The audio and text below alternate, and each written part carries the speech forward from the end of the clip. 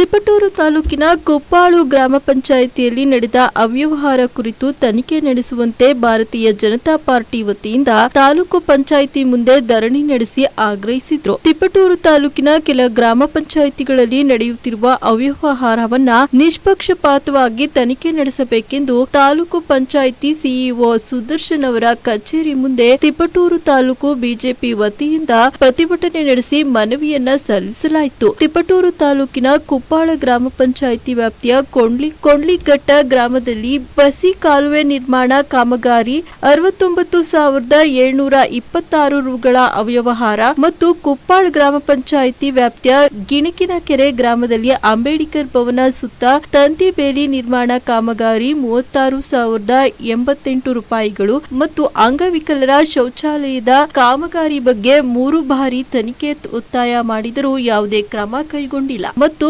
ಕೊಟ್ಟಿಗೆಹಳ್ಳಿ ಗ್ರಾಮದ ಒತ್ತುವರಿ ತಂತಿ ಬೇಲಿಯನ್ನ ತೆರವುಗೊಳಿಸುವ ಬಗ್ಗೆ ಕೊಟ್ಟಿಗೆಹಳ್ಳಿ NREGE ಏಟಾಚಿ ಬಳಸಿದ್ದರು. ಕಾಮಗಾರಿ ಬಿಲ್ ಪಾಸ್ ಮಾಡಿರೋದು ಹೀಗೆ ಇನ್ನೂ 10 ಹಲವು ಬೇಡಿಕೆಗಳ ಪಟ್ಟಿಯನ್ನ ಸಿದ್ಧಪಡಿಸಿ ತಾಲೂಕು ಪಂಚಾಯಿತಿ ಸಿಇಒ ಸುದರ್ಶನ್ ಅವರ ಮೇಲೆ ತಿಪಟೂರು ತಾಲೂಕು ಬಿಜೆಪಿ ಕಾರ್ಯಕರ್ತರು ಘೋಷಣೆ ಕೂಗುತ್ತಾ ಮನವಿ ಸಲ್ಲಿಸಿದ್ರು. ಈ ಸಂದರ್ಭದಲ್ಲಿ ಮಾಜಿ ಶಿಕ್ಷಣ ಸಚಿವ PC ನಾಗೇಶ್ ತಾಲೂಕು ಪಂಚಾಯಿತಿ ಸುದರ್ಶನ್ ಅವರಿಗೆ ತನಿಖೆ ನಡೆಸುವಂತೆ ಮತ್ತು ಸರ್ಕಾರದ ಗಮನಕ್ಕೆ ತರುವಂತೆ ಖಡಕ್ ಎಚ್ಚರಿಕೆ ನೀಡಿದ್ರು.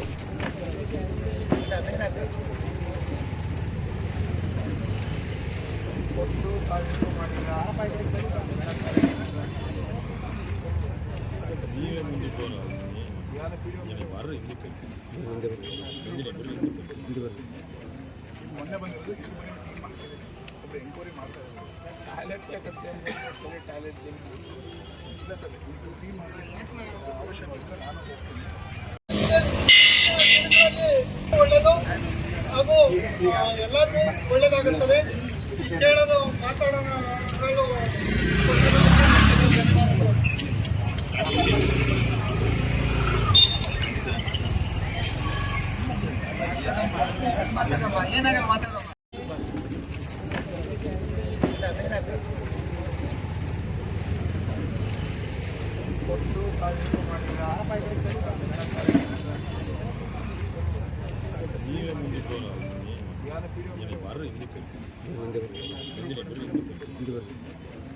ಮೊನ್ನೆ ಬಂದಿರೋದು ಎಂಕ್ವೈರಿ ಮಾಡ್ತಾ ಇದ್ದಾರೆ.